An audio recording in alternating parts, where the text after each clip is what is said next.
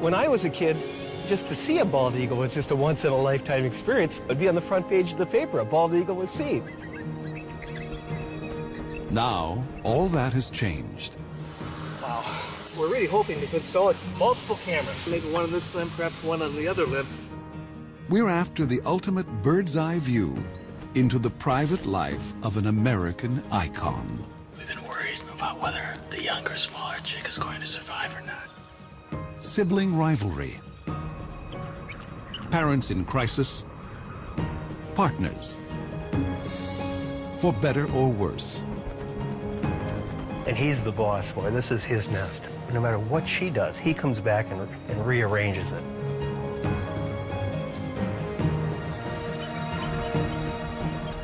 A national triumph, reclaiming its place in the natural world. The American eagle is back.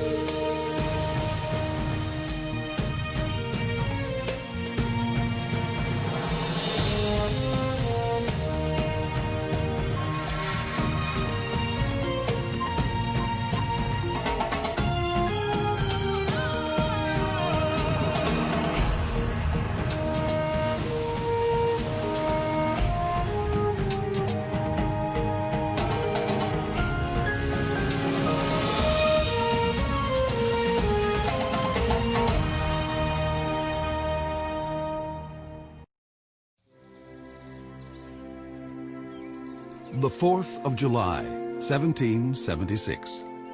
On a day of high emotions, hours after declaring independence, Congress asked Thomas Jefferson, Ben Franklin, and John Adams to choose an emblem for the fledgling United States. What symbol would best represent a new sovereign nation and a free people? The committee first looked to history and began with a classical design. Then inspiration stepped in. They turned to nature, to something powerfully alive. The bald eagle was distinctly American, the ultimate emblem of a nation with soaring aspirations. Since then, the American eagle has had swings of fortune every bit as dramatic as those of the United States.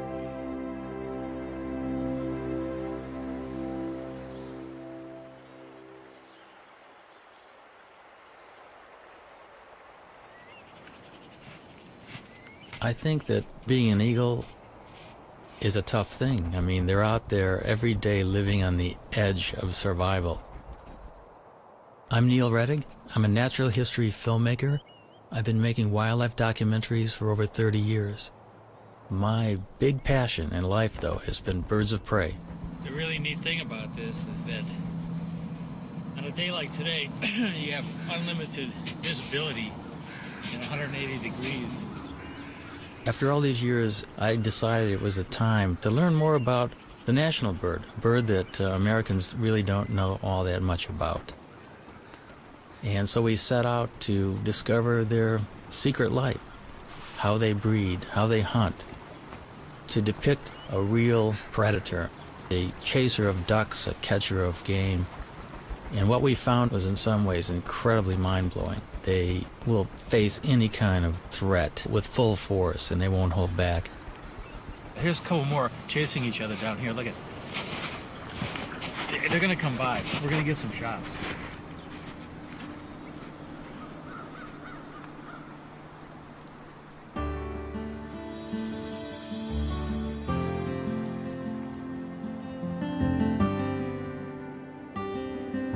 Along a tributary of the Mississippi, Neil finds the perfect nest site. It happens to be right above the state fish hatchery, in a huge cottonwood tree. Now these eagles turned out to be an extraordinary pair to work with. Not only were they very tolerant of human activity, but they were also catching trout right under the nest in the fish hatchery ponds. The female was a particularly cool character. She had one eye missing.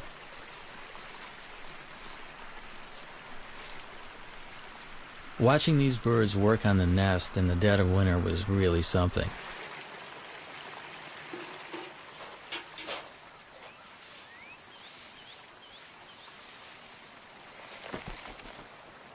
But the most exciting thing was watching them actually swoop down into the waters of the fish hatchery pond.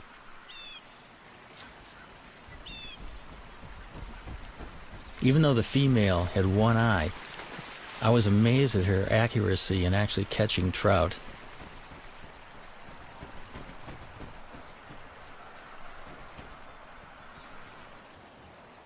There was no toleration of trespassers. The nest site is the nucleus of their activities, and they have to protect the resources right near the nest. Any other eagle that would come anywhere near that fish hatchery pond would be chased off.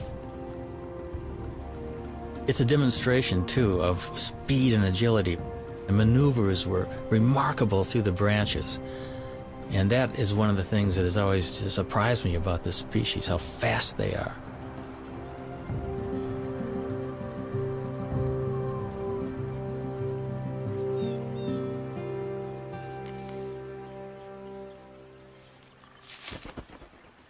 All winter, even as temperatures dip to 20 below, the pair has worked together refurbishing the nest.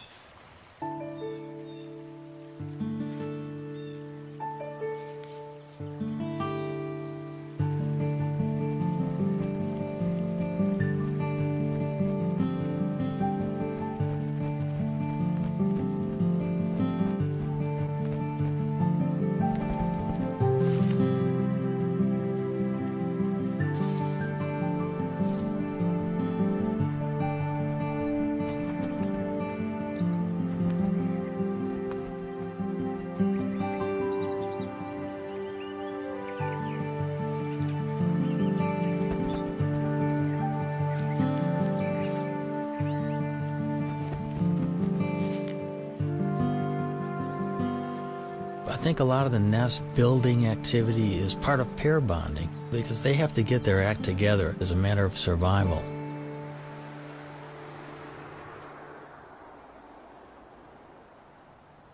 It's now the end of March, and the female settles into the nest with a telltale waggle.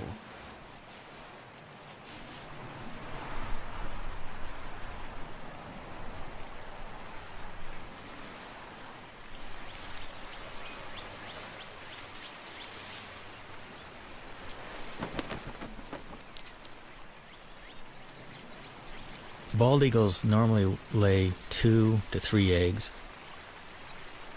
But this spring, the one-eyed female only laid 1 egg.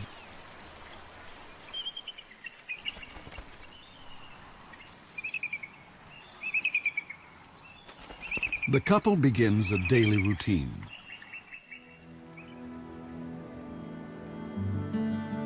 For 5 long weeks, they'll take turns incubating the egg.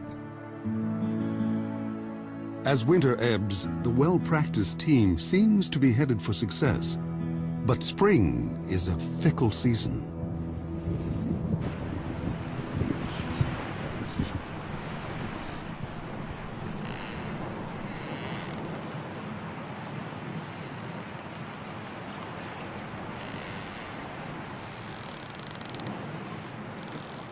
In mid-April, there was a freak snowstorm.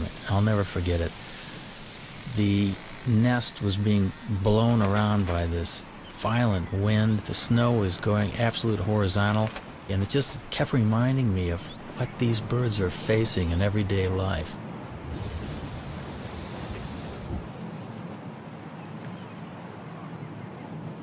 They were well into incubation, so the changing of the guard was always quick. Because you got to remember they have delicate eggs that they're protecting and keeping warm.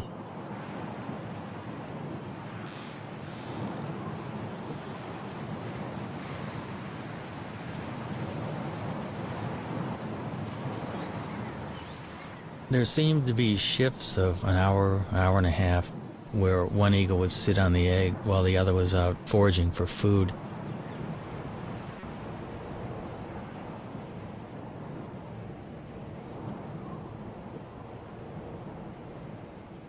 Through this storm, the male sat waiting for the female to return.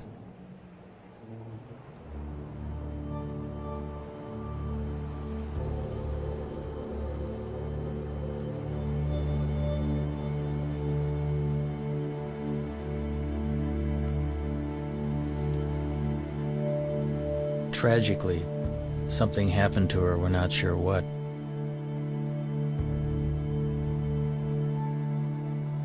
There's so many things out there that can work against the survival of these magnificent birds, and it makes you realize how fragile their existence actually is.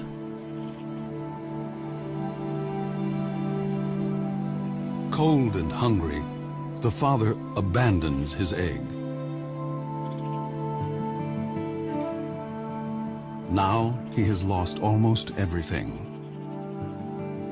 He may find another mate and start all over again. But until then, he must defend his territory alone.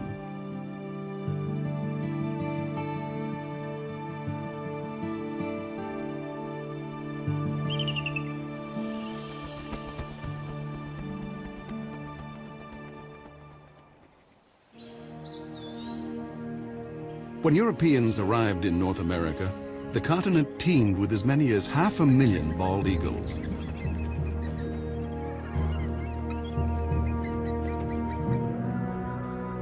But as settlers advanced, the raptors became targets, and their nesting trees fell to the blade.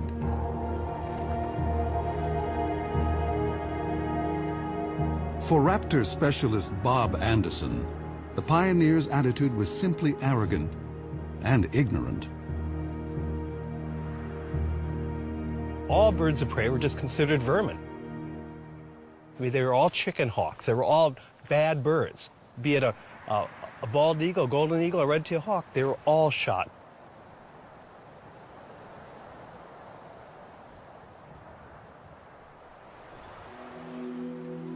At the start of the 20th century, bald eagles were under siege across the lower 48.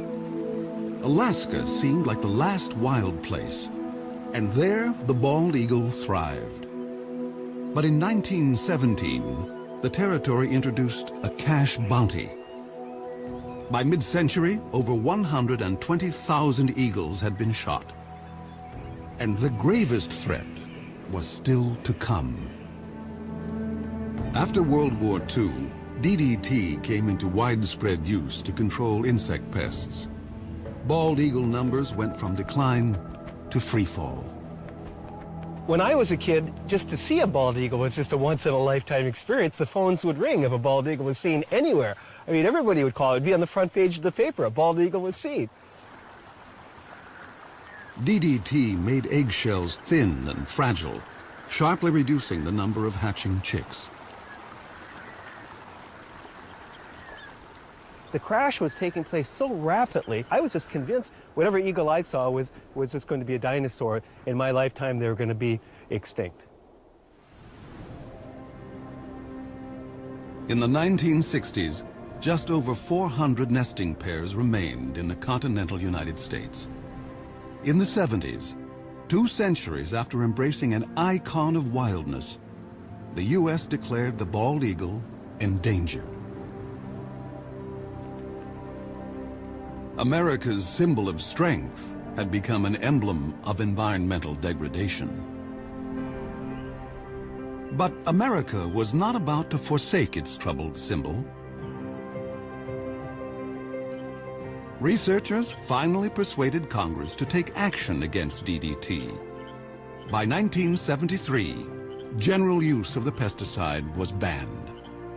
Almost immediately, bald eagles started to rebound.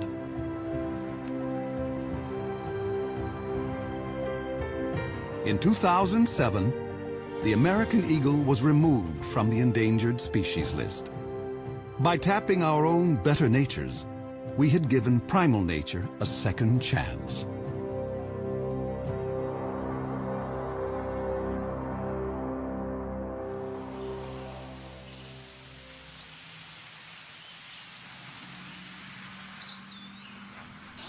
It was late summer and the eagle had left the nest. It was a perfect opportunity to climb the 80 feet up and investigate. Bob and I wanted to have a look to see just what was on the nest.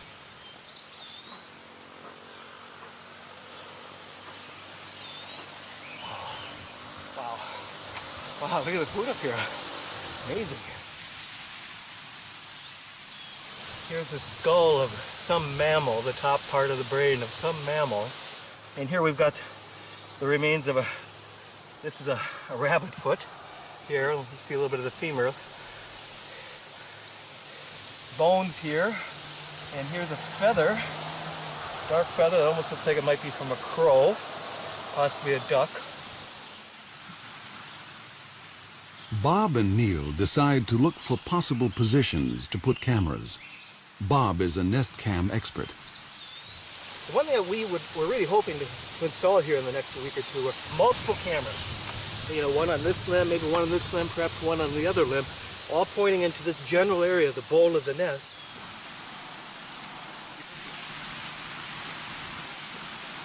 We've heard at Sea Lake, we have to have tree legs when we're working with this job. Bob will have a bird's eye view in the coming nesting season, no matter whether the single male succeeds or fails.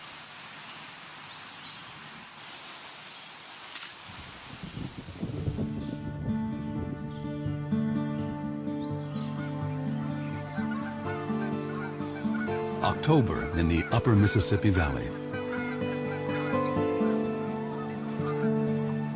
The fall weather is mild, and eagles are free from the burdens of the nest.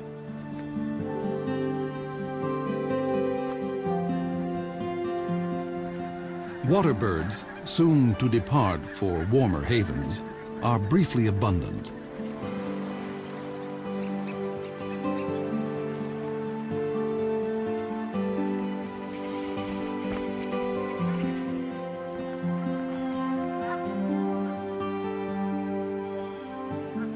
Joining the eagles that live here year-round are bald eagle migrants flying south from Canada.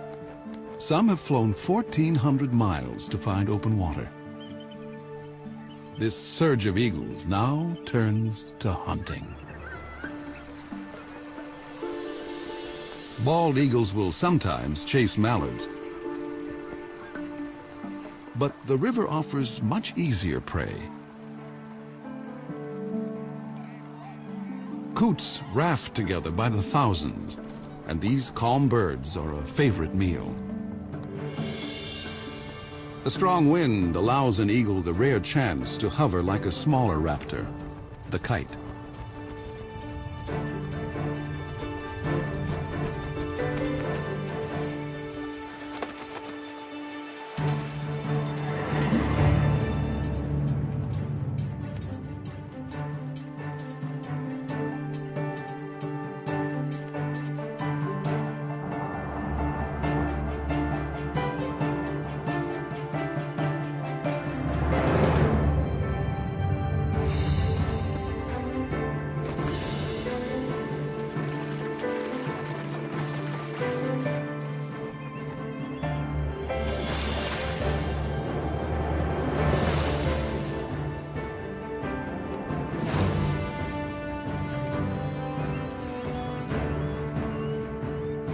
There's more than enough prey for every eagle, but thievery is in their nature.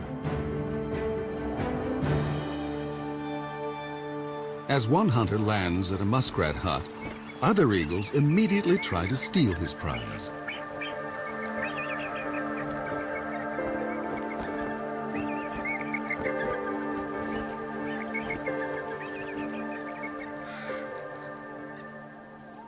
This autumn bounty is a returning glimmer of the old days. In November, when the eagles are staging on the upper Mississippi, there is one place far to the north that is almost primeval, an untouched wilderness. This is the Chilkat River in Alaska, where great runs of salmon bring eagles from as far as 1,000 miles away. The salmon have made their own epic journey in from the sea to spawn. They will die soon afterwards, but they will sustain this great gathering of eagles, as they have done each autumn for thousands of years.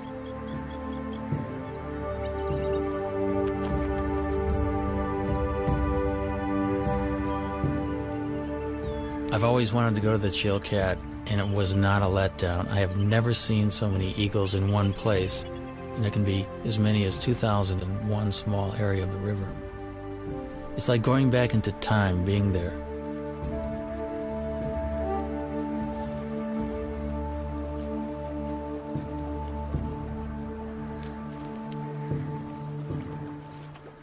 Because bald eagles do specialize often in fish, their feet are modified with tiny projections on the bottom of the toes and the pads of the feet, which actually make it easy for them to grip fish. Their beaks are incredibly efficient at ripping the flesh of fish and other prey that they catch.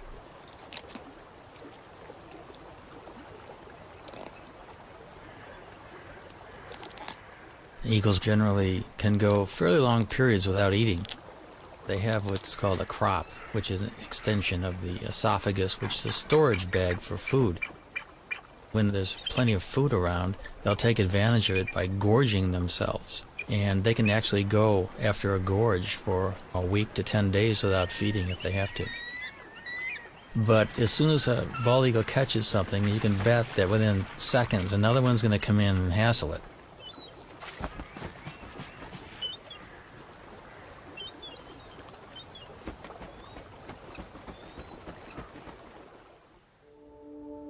Back along the Mississippi, autumn is on the wane.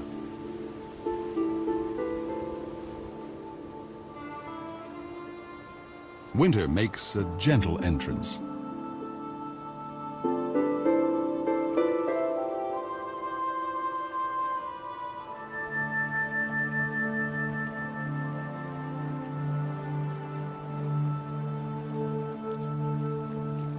Bald eagles can now walk on the river, although some seem to prefer skating.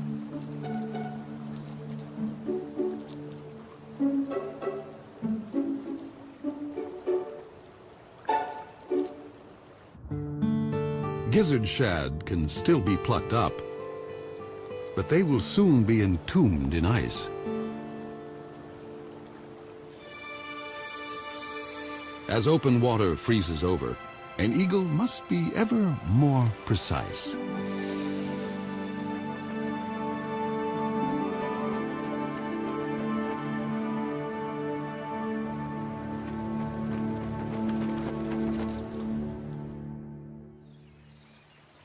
At the hatchery nest, Bob Anderson has been keeping an eye on the widowed male. The male will always make occasional visits to the nest. He still maintains the territory. He's working on his nest, adding little trinkets that might make it more attractive. This particular nest is prime property. It's located so close to a prime food source. Many, many eagles have been vying to get into the territory. Now that he's alone, an approaching female would be courted.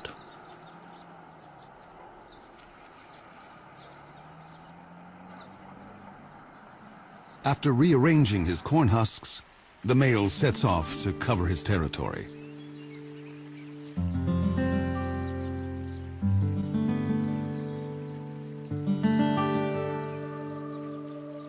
But now, another eagle buzzes the nest.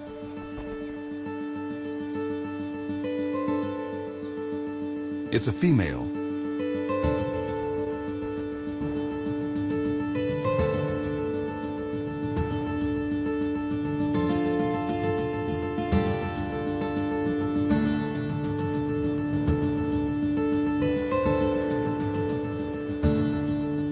An aerial duet may be a chance for the prospective couple to size up each other's condition.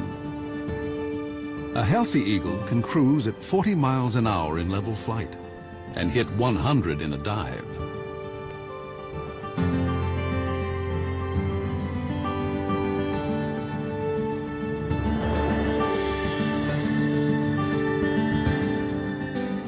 After a few minutes with their heads in the clouds, the courtship is over. Romance is a luxury. There's work to be done.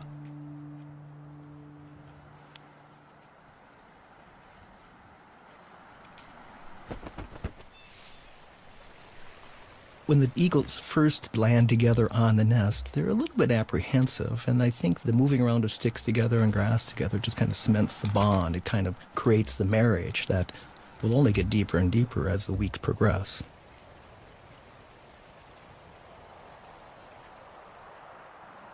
But ironically, in this situation, the male has the final say. Even though she brings a stick and tries to put it in someplace, the male will grab her stick and put it someplace else.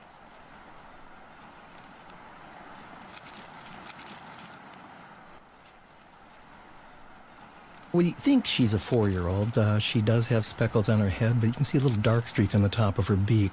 That dark streak tells us that maybe she's a 4-year-old. He's got a young bride, probably coming into her first breeding season.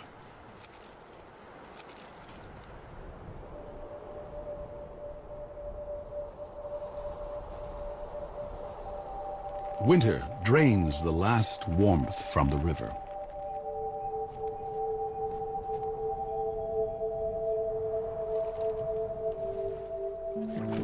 Fresh perils appear for all the creatures along the Mississippi.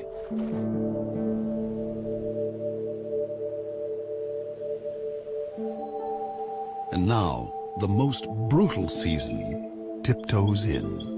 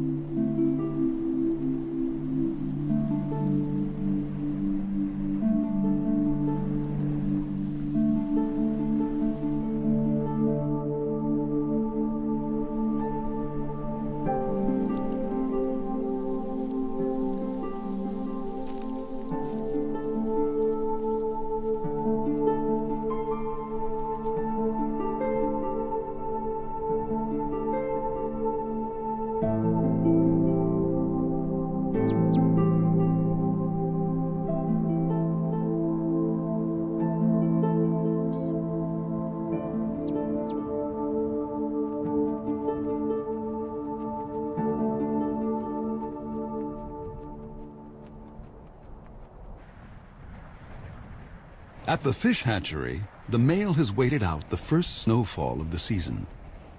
Each storm will test his nest against the wind and the extra weight of snow and ice.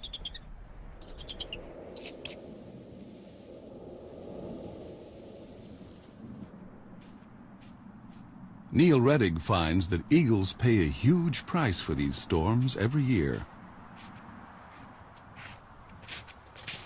What we've got scattered all over the ground here is the remains of this eagle nest, which just fell a couple nights ago in a windstorm. It was in the crotch of a silver maple up above me here. And this is the nest bowl itself. And encrusted in this nest bowl is the center of the nest. The nest bowl is right here. Is all these coot feathers and prey remains. There's scales of fish on here. On the top of the nest is a chunk of ice, which is typical this time of the year, and the eagles are dealing with ice in preparation of egg laying. But, you know, it's such a shame. These eagles worked hard since October, and in one violent windstorm a couple days ago, the whole thing is over for the season. Nature isn't the only challenge for bald eagles. Deer carcasses are a consistent meal through the winter. But not all these deer die a natural death. Hunters leave many of these remains, and their bullets are often made of lead, a powerful nerve toxin that can kill.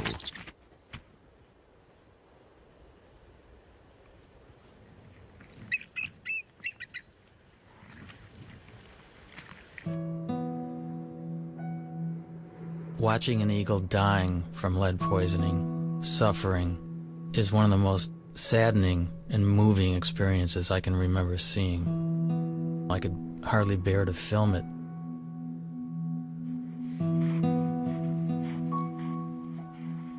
The lucky ones are the ones that are discovered by humans.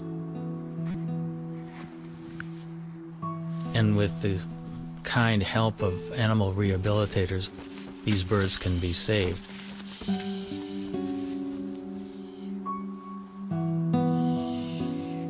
It's a costly and very time-consuming and difficult process, but sometimes the birds will recover and can be released into the wild.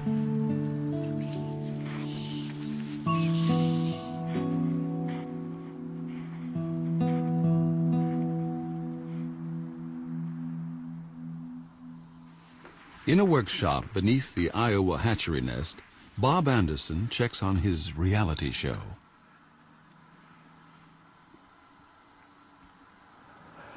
I mean, what a view. What an incredible angle of looking at the American bald eagle.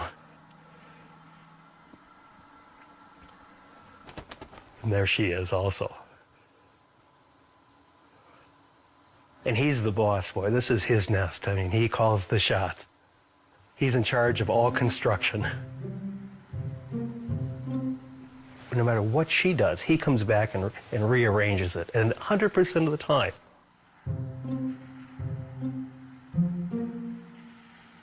Now, she brought in a little bit of grass, and if she flies off now, he will go take that grass and put it someplace else.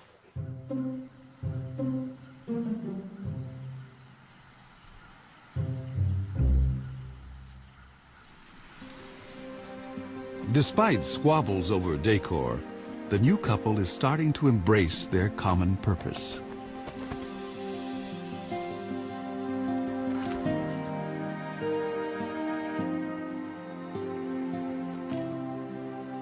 You can actually see them, they're bumping each other, they're interacting, there's no aggressiveness at all. A month ago, they would have never tolerated this being this close to each other. It's like now they're a team.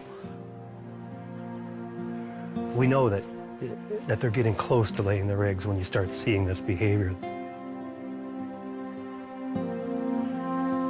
The young female lays her quarter-pound egg before dawn.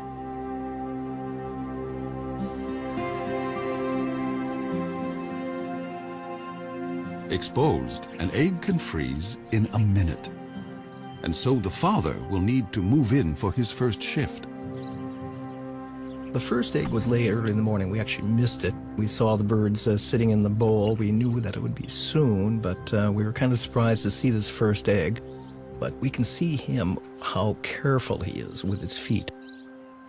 His feet are balled up, and he's trying to hide his talons. He doesn't want those nails to poke a hole in that fragile egg. It's touching to watch that sensitivity that this old guy has had, you know, with many, many eggs probably in his lifetime.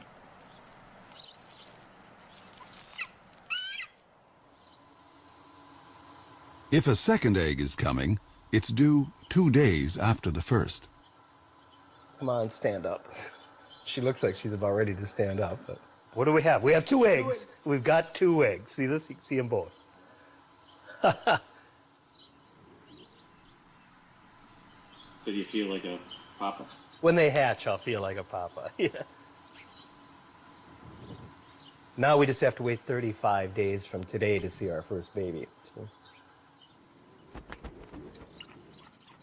If eagles can feel pride or joy, the new parents must be brimming over. They will now work nearly unbroken shifts. But even such an effort can't guarantee that the eggs will hatch safely, especially since they must survive one of the longest incubations of any bird along the upper Mississippi.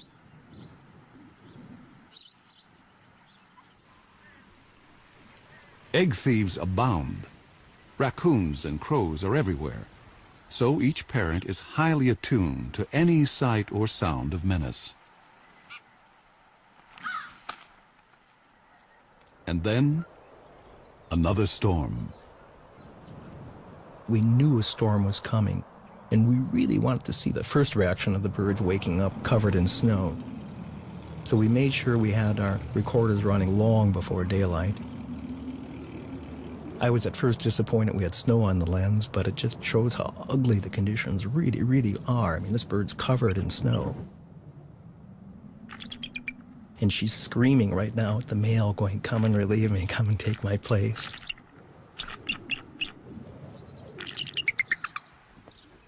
And he does.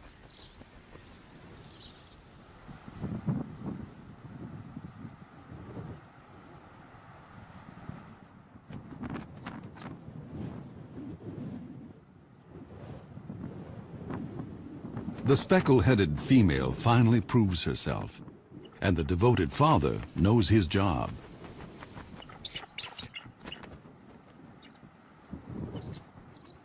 With a little luck, the eggs will hatch in another week.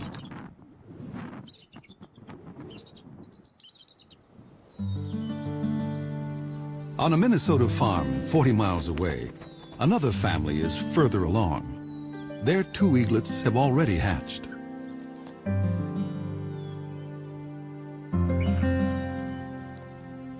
The mother feeds her 4-day-old daughter. The 2-day-old male, hardly able to hold his head up, doesn't seem to be getting a fair share. Although both parents are dedicated, they have a blind spot for one particular peril, one within the family. Sibling rivalry.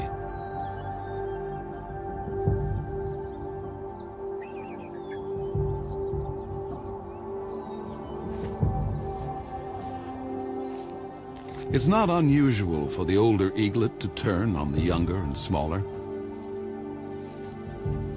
In nature's cold calculation, why share your meals when you can eat more alone?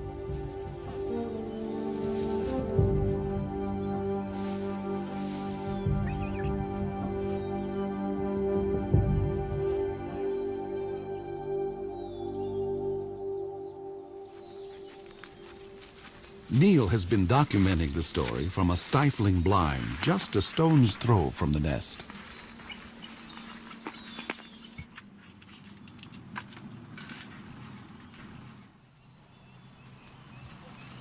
The dynamics of this whole syndrome is that the chick that's beat up becomes weaker and weaker, cowers. He's kind of afraid to even stand upright, and the female will always feed the chick that's more robust. And it's called the Cain and Abel syndrome. The feedings go on for about 5 to 8 minutes, sometimes maybe 12 minutes. The bigger chick is getting up to 30 or 40 pieces of food per feeding. The little one would get about 6 to 8 pieces. The last few days we've been worried a lot about whether the younger, smaller chick is going to survive or not. So we got our fingers crossed that little UD, we call him Underdog, is gonna be okay.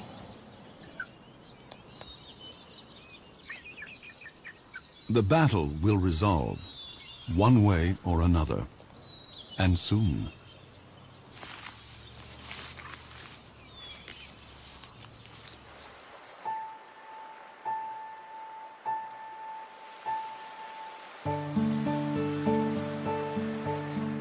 Water flows again at last.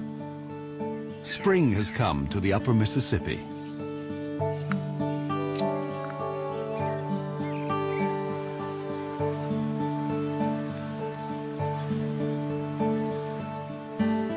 Things are looking up for all of the creatures along the river.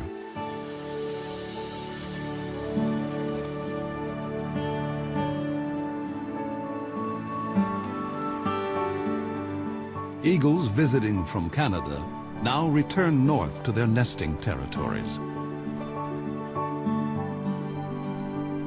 For year-round residents like the hatchery couple, spring means getting ready for eaglets.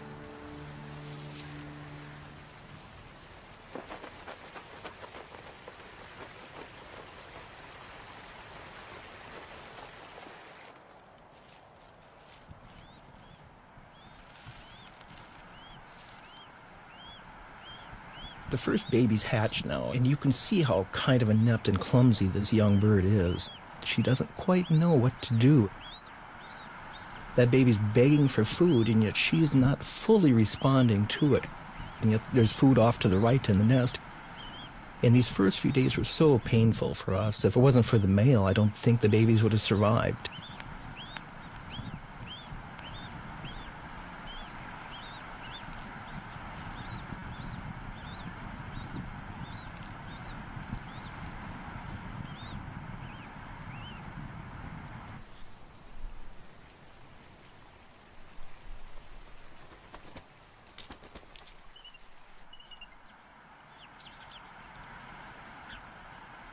The eaglet is too exhausted to beg.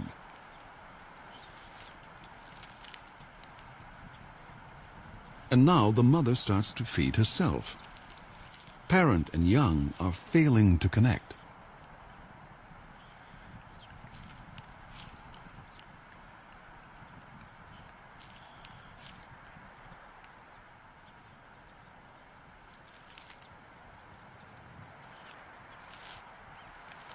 Suddenly, the mother focuses on her chick, as if seeing it for the first time.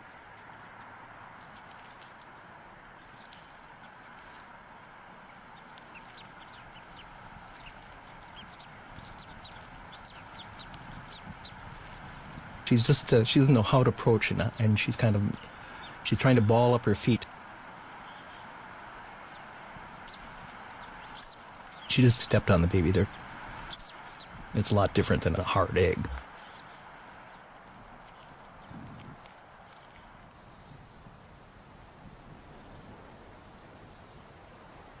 This shot here really just surprises. She had her tail facing into the wind.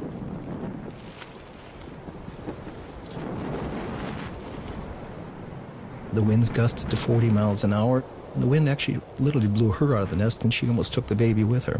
Something an experienced bird would never do.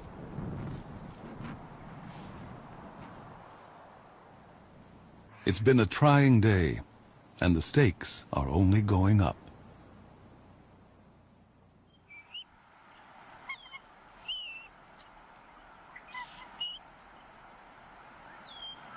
Here's our young female just standing up, and as you can see, we've got our second baby that it did hatch.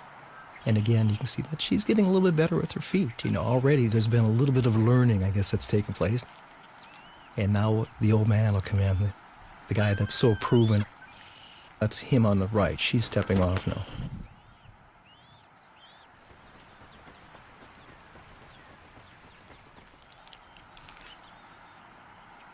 Here's the adult male. He's clearly fed babies before. He just walks in and he'll put the food right in that baby's beak after 1 or 2 tries. He's very experienced. And patient.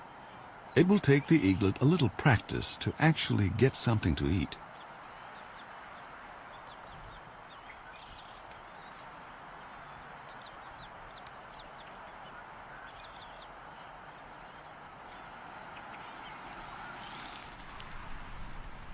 At least in this nest, there's no sign of sibling rivalry.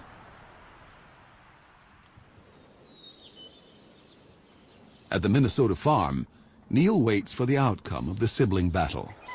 The sister is alive and sassy, but what about Underdog?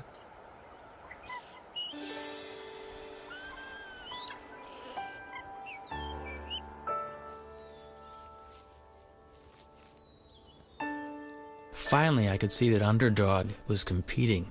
He was actually getting food offered by the female and gaining strength. Today he does look better. I think little Underdog might have a chance.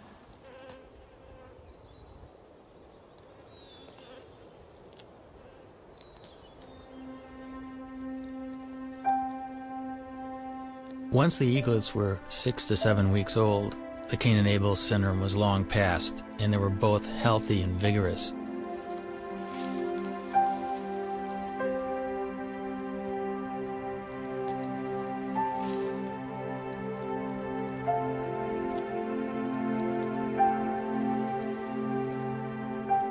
Each day these little guys will eat the equivalent of about a half a pound to a pound of fish. The demand on the parents is increasing, and they'll probably bring 4 or 5 kills to the nest during the course of a day. Sometimes their prey is killed for them. But this kind of meal is no free lunch. Every year, countless bald eagles are struck by vehicles.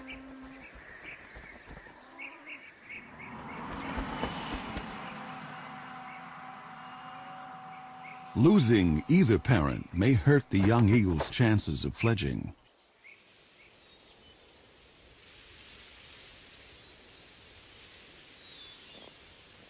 At the age of 10 weeks, 7,000 feathers have replaced the downy coat of youth, allowing new skills to emerge.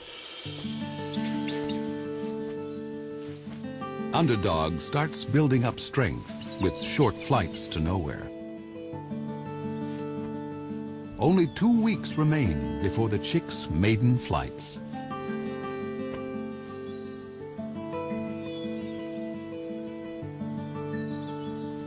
Summer along the Mississippi seems like a carefree season, but new challenges lie ahead.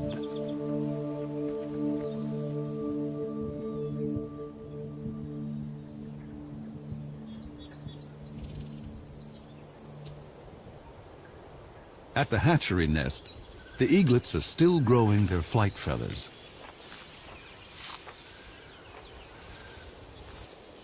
Underdog and his sister are closer to independence, and no one declares independence without taking risks. This nest is about 60 feet off the ground. Both eaglets are jumping up and down and wing exercising and getting ready to make that first jump off the nest, the first journey into the sky. Nearby, other young eagles are already on the wing. It must feel really wonderful to have your first flight underway and feel the wind rushing by.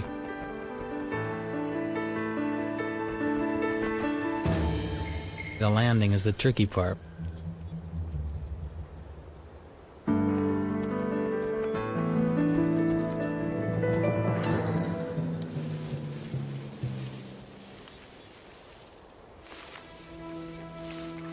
Underdog tests his engines at full power.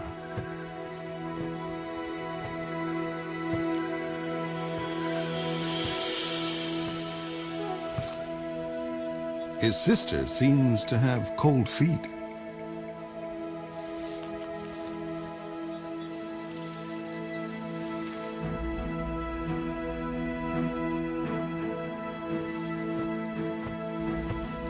The wind picks up, and Underdog leans into it.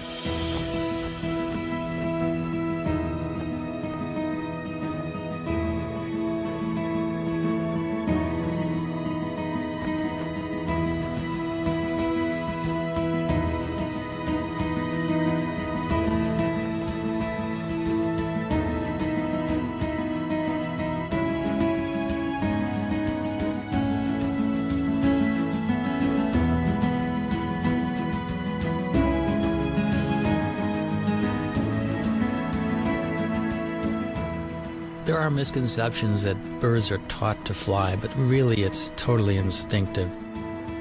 They do chase their parents around, however, possibly to steal fish, and also because they're bald eagles, they're social.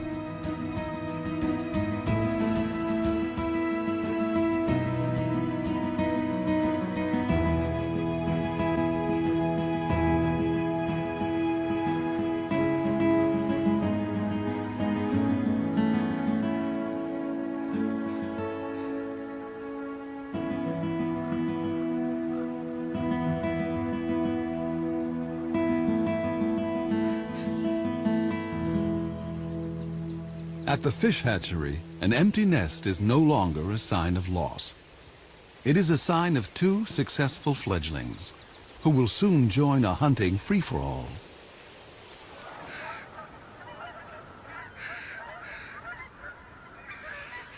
As fall arrives, a cycle of seasons is completed. Once again, the Mississippi becomes a crossroads for water birds.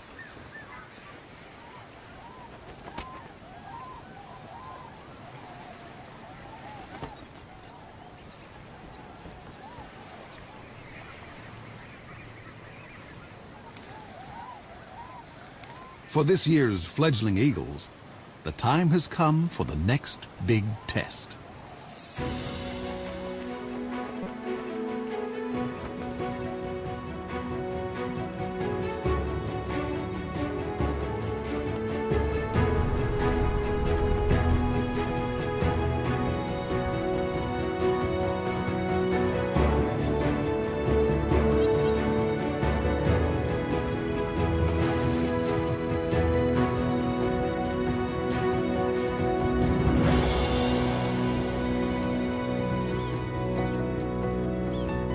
It's a big moment for a young bald eagle to bag his first coot.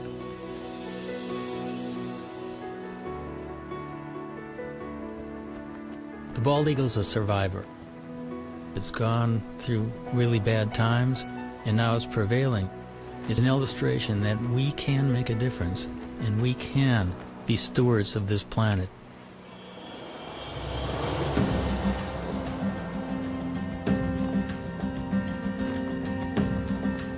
With food so plentiful, bald eagles, young and old, switch from hunting to something more like rugby.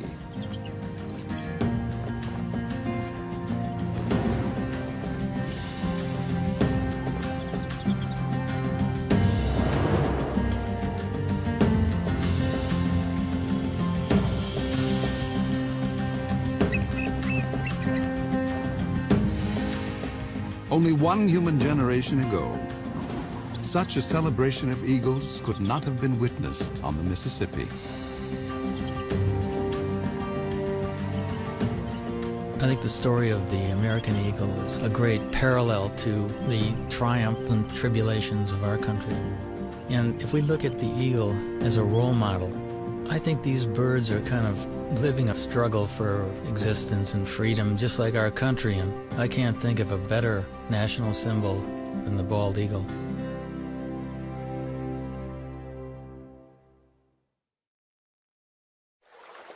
This nature program is available on DVD for $19.99 plus shipping. To order, call 1-800-336-1917.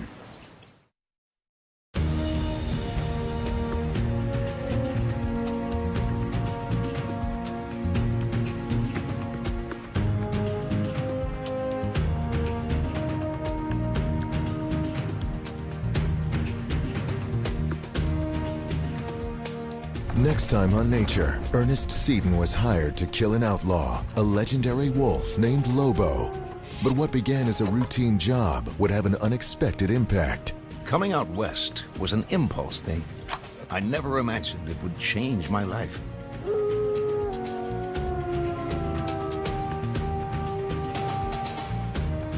To learn more about what you've seen on this nature program, visit pbs.org.